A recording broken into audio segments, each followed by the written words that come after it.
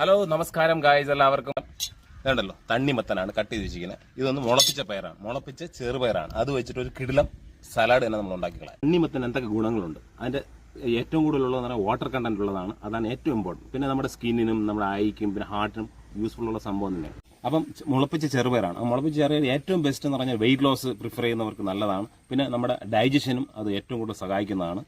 ഏറ്റവും വീട്ടിൽ എളുപ്പമുണ്ട്, സ്പ്രൗട്ട് ഉണ്ടാക്കാൻ പറ്റുന്നതാണ്. പിന്നെ വാട്ടർമെലൺ നമുക്ക് കിട്ടുന്നതാണ്. അതിനെടുക്കുക, അത് ബോളിലിടുക, എന്നിട്ട് ലെമൺ വെഡ്ജ് കട്ട് ചെയ്യുക. ഒരു ലെമൺ എടുക്കുക, എന്നിട്ട് 4 കട്ട് ചെയ്യുക, എന്നിട്ട് പെപ്പർ ഇടുക, ലിറ്റിൽ പെപ്പർ, ആവശ്യത്തിന് പെപ്പർ ഇടുക, പിന്നെ സോൾട്ട് ഇടുക, പിന്നെ ഹണി ഒഴിക്കുക 1 ടീസ്പൂൺ.